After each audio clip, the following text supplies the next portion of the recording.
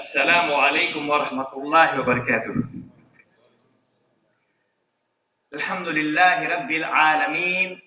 Wassalatu wassalamu ala rasulihil kareem wa ala alihi wa sahbihi wa man tabi'ahum bi ihsanin ila yaumiddin amma ba'd. A'udhu billahi minash shaitanir rajim.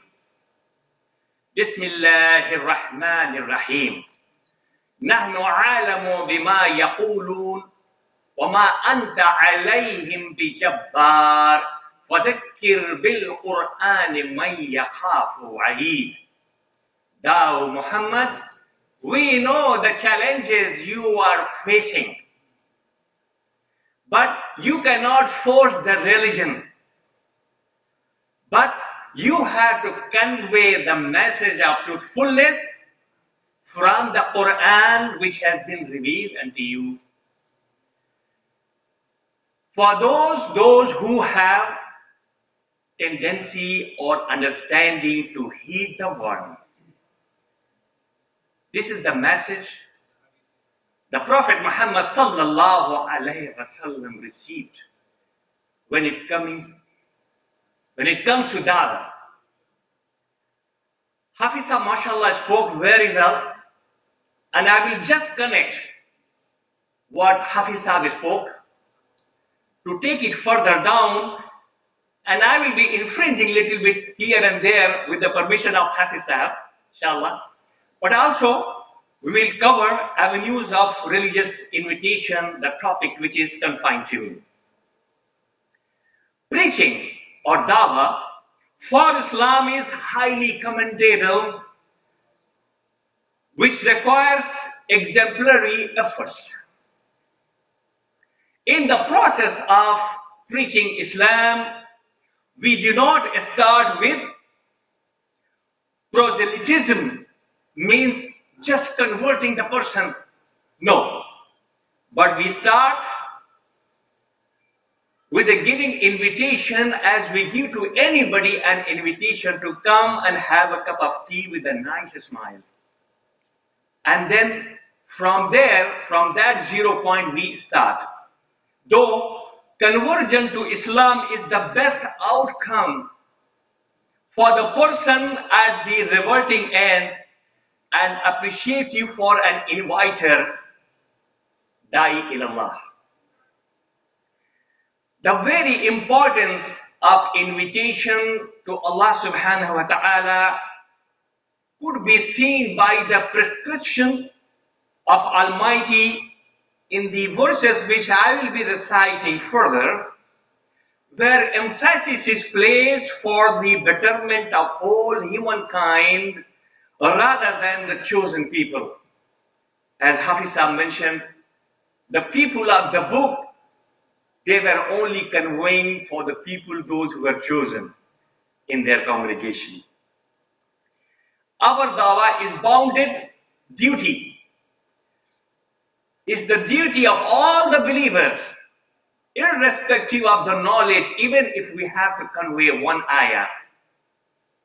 But how to convey it, when to convey it, where to convey it, what are the wordings we are going to use, what are the avenues there where we should do that.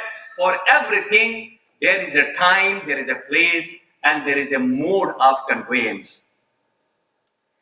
We Muslims have to be exemplary in our attitude and behavior. Otherwise, we do not have any right to represent Islam. It will give a bad name, as we see not only in Canada, all over the world, how Islam is being defamed. One may not be perfect, but intention, attitude, and behavior would suffice. قال الله سبحانه وتعالى بسم الله الرحمن الرحيم يا أيها النبي إنا أرسلناك شاهدا ومبشرا ونذيرا وداعيا إلى الله بإذنه وسراجا منيرا وبشر المؤمنين بأن لهم من الله فضلا كبيرا. O Prophet Muhammad sallallahu alaihi wasallam, straightforwardly, we have sent you as a witness and a bearer of glad tidings, and as a warner, as an inviter to monotheistic God by His will, and as an inspiration to enlighten the humankind and give enhancing news to the believers in monotheistic God and His last messenger, Prophet Muhammad sallallahu alaihi wasallam, that they are destined for eternally great bounties from Allah. What should be the characteristics of inviter? Hafiz have already spoken, but the topic I am given, it is a very basic and very important before we jump into the avenues. In order to be an inviter to Islam, a believer in Islam would require being a good human with the best of etiquettes, attitude and behavior, as it would reflect in the eyes of the non-Muslims in Canadian society. We shouldn't start by preaching just like that. We have to be the example of Islam. People know by our character what Islam is, rather than we speak and in character we are evil. That is what the difference we should understand in here. Now, controlling self during the challenging questions which I have faced,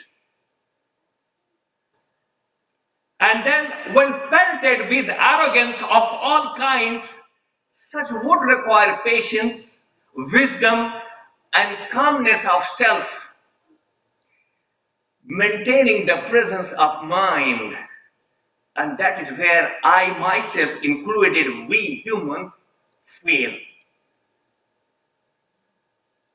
These virtues in an invitee would be found in the last messenger, Prophet Muhammad sallallahu alaihi wasallam, who is a role model in case of dawah, in case of attitude and behavior for all of us. Why I say so is very simple. Our Creator, Lord Almighty Allah subhanahu wa ta'ala, had said to Prophet Muhammad sallallahu alaihi wasallam, وَإِنَّكَ لَعَلَى خُلُقٍ عَظِيمٍ. Thou, Muhammad, you stand upon the highest pinnacle of behavior. The knowledgeable among us would be definitive characteristics by learning Islam from the book of God and its applicative simplicity from the life of the pinnacle of behavior. Of course, none of us be perfect, yet perfectness is the name of the process by which we expect to be near perfect. Being a Muslim, one would be mindful of attitude and behavior, and it would not be possible in near perfectness unless supplicated and sought permission, sought guidance from Allah subhanahu wa ta'ala. Without that, we'll never succeed. And that is why Allah subhanahu wa ta'ala prescribes in the Quran which path you are heading. فَأَيْنَ تَذْهَبُونَ إِنْ هُوَ إِلَّا ذِكْرٌ لِلْعَالَمِينَ لِمَنْ شَاءَ مِنْكُمْ أَنْ يَسْتَقِيمَ وَمَا تَشَاءُونَ إِلَّا أَنْ يَشَاءَ اللَّهُ رَبُّ الْعَالَمِينَ. This verse has to be kept in the mind all the time.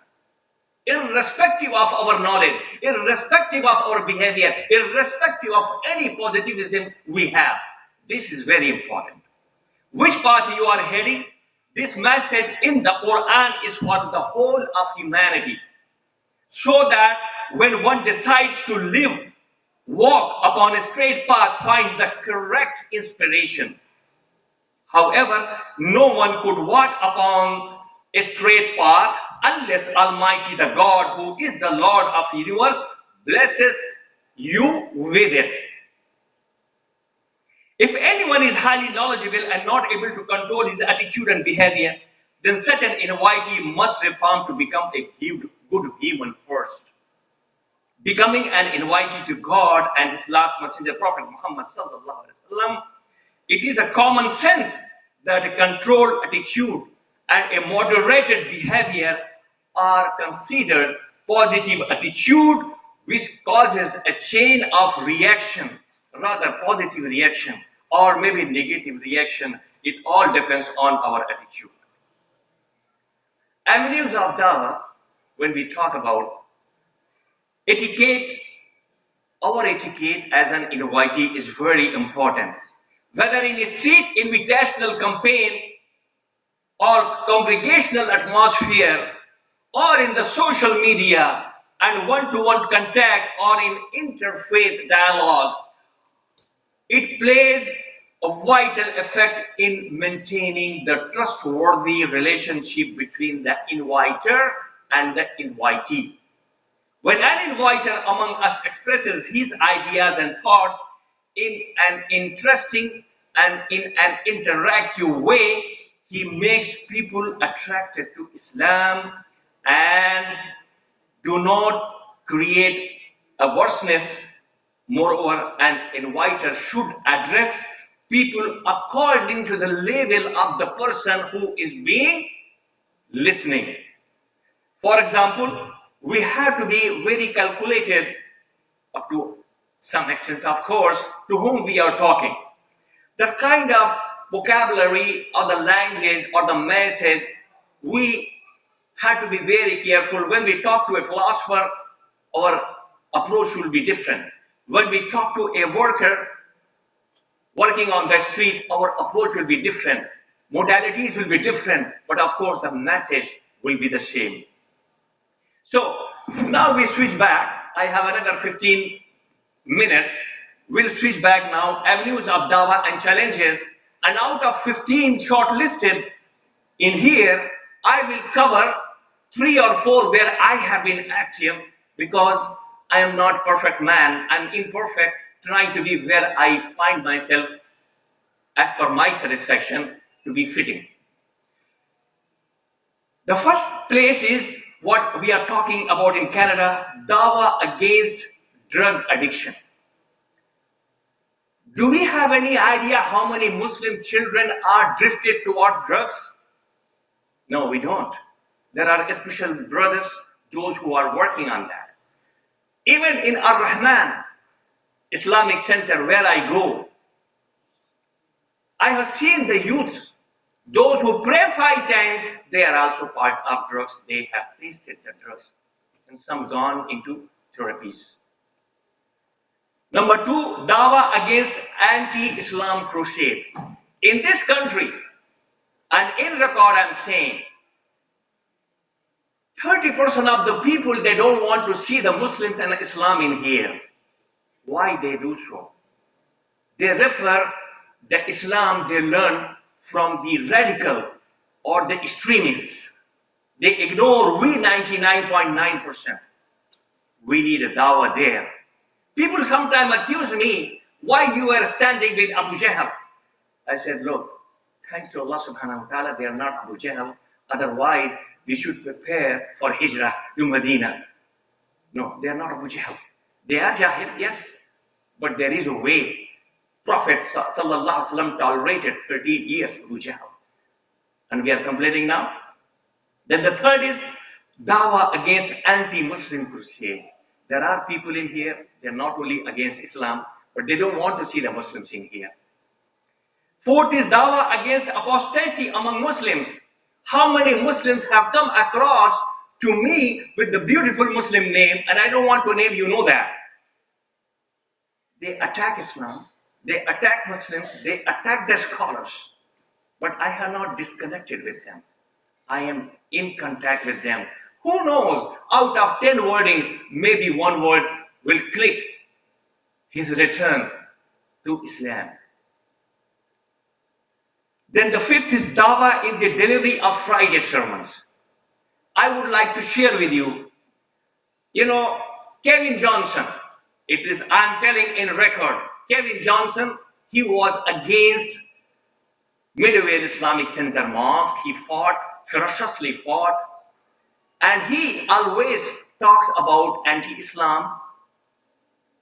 I went to him and I sat with him in McDonald's, offered him a cup of coffee, considering that he's anti-Islam and anti-Muslim. That's fine. I exchanged my views with him. And I told him, Kevin, do you think Muslims are that bad as you have been portraying in your website? And even Bonnie Crombie, the Honorable Mayor, questioned you. While one-to-one talk, he was very humble, very smiling. I said, Qamrul, I have nothing against you. I said, if you don't have anything against me, then why should you have anything against religion? And he said, I am against religion. Even he was against Catholics. So I said, I will invite you to Ar-Rahman Islamic Center to come and listen to the sermon when I deliver and see the Muslims, how peaceful they are. Nothing to fear about it. And he jumped and said, I would love it.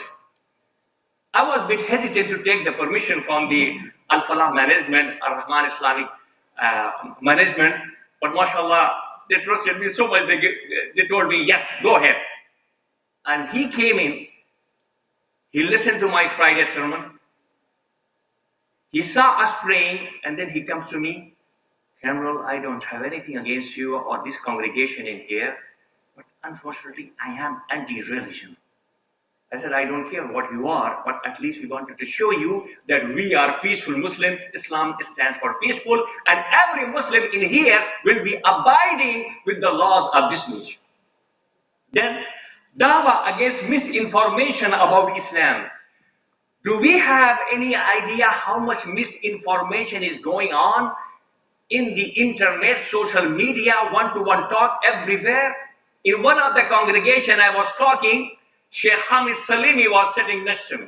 Somebody stood up and posed the question to me, how can you preach Islam and the Islam is peaceful while the Quran says, and he referred the verse, that wherever you find Jews and Christians, kill them, slaughter them.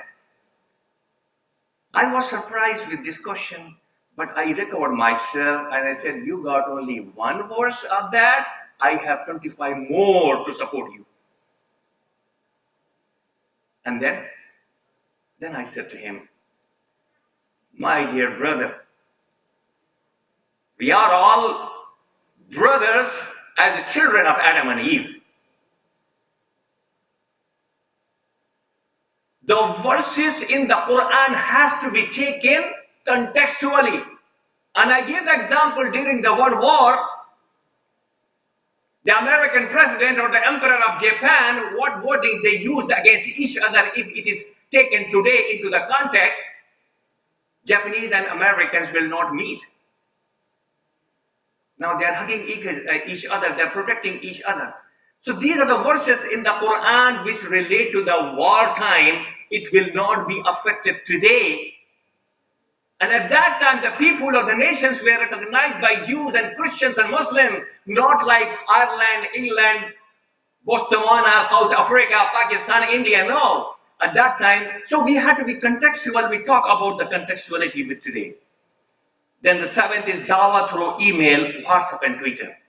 One thing I have learned whenever I give any lecture, that's why I'm recording this.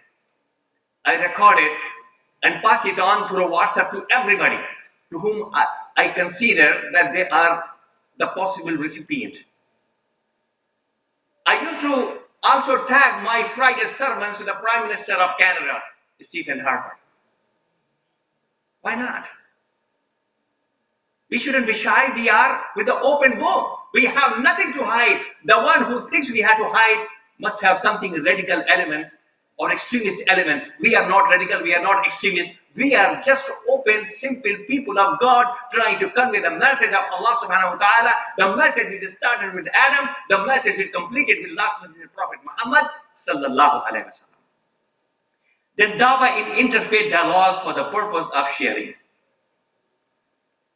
Now dawah in interfaith dialogue is very good actually, but the problem comes, the person who is attending the interfaith dialogue he has to be very prudent.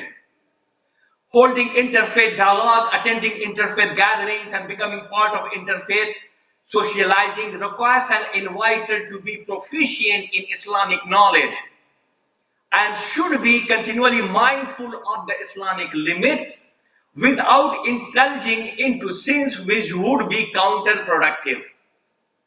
I know one of the Muslim, I don't want to take name, he came from Africa and he was attending interfaith dialogue, and one day he became one of them. He left Islam. What I have noticed that half-minded Muslims unknowingly and sometimes purposefully become part of an interfaith process where transgressions of Islamic values do happen. In the zeal of newly found togetherness, many would spill over to get recognized and acceptance in such an atmosphere, and such a recognition and acceptability could be achieved by remaining honest to Islamic creeds without transgressions. If such is not the case, then that dialogue should not be attended anyone or everyone, but only by the specific people. Thus, as the interfaith efforts grow, it is increasingly becoming important for us to discuss the potentiality of the conversational goal beside the challenges of interfaith dialogue and how they can be addressed.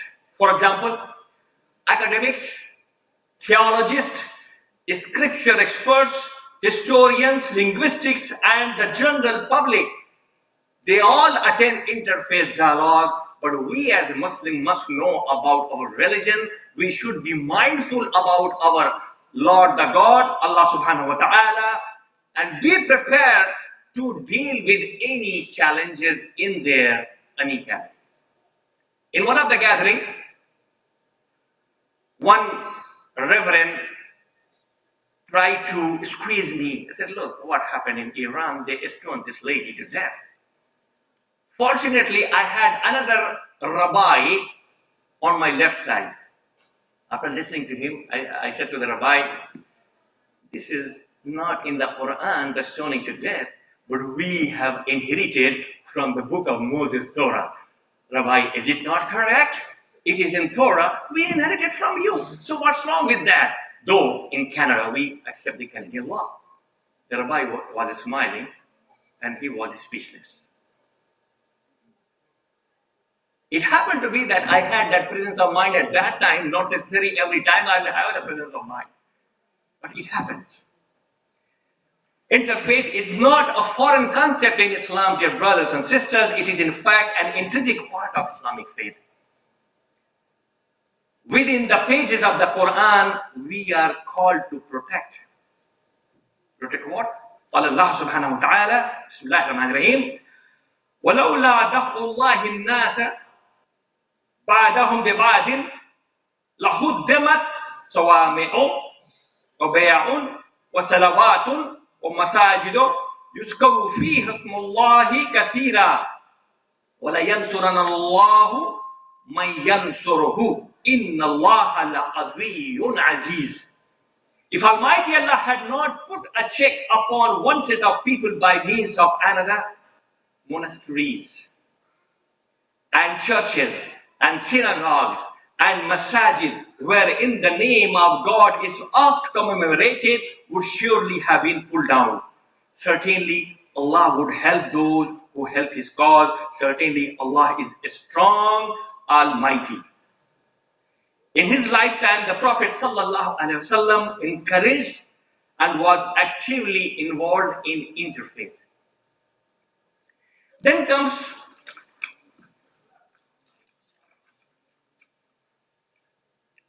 Dawah in congregational speeches among Muslims and non-Muslims. That is another way. Then 11th is Dawah against gangsters' inclination among Muslims and non-Muslims. How many of us know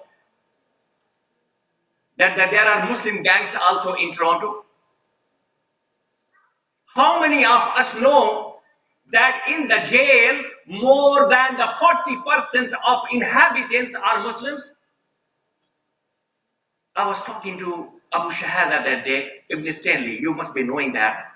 He's a Jamaican origin, Canadian born. His job is only on that field. He's specific. The brother Gary Lord is with him, and there are so many new converts, mashallah, revertees, I should say. They are working on that field. Brother Atiq, our ex-ICNA president, often goes to jail.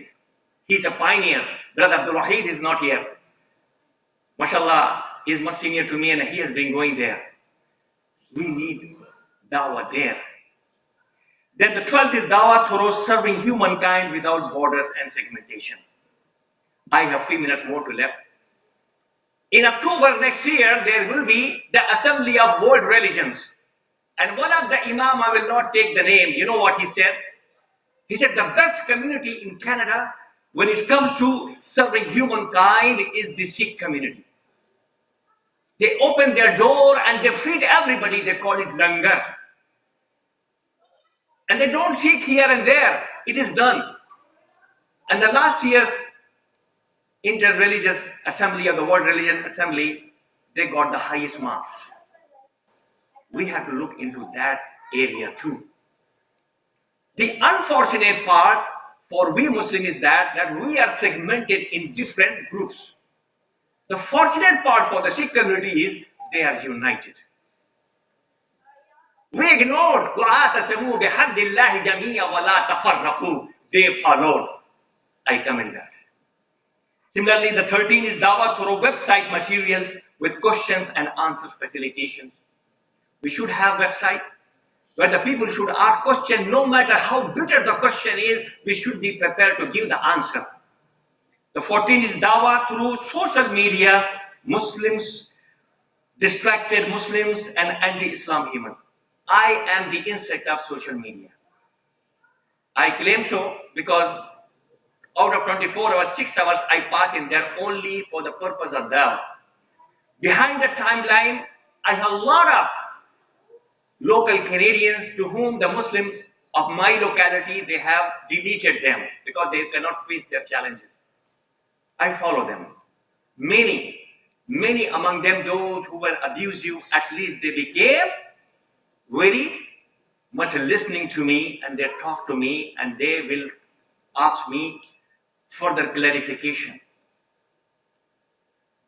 Because they also need, as Brother Hafiz said, if Mr. John does not get the correct answer on the day of resurrection, don't be surprised that Mr. John will be there. I said, I asked this question to this and this brother.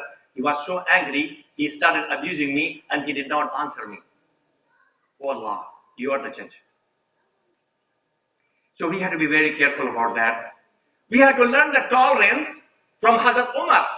The day he accepted Islam, what happened? He was pelted with many punches around Kaaba and whatever was there. And the day he said, you know, I swear to Allah subhanahu wa ta'ala, one day we'll have 300 people and we'll evict you people from here. Subhanallah. 313 the Yawm al-Badr. How was the proximity of this declaration?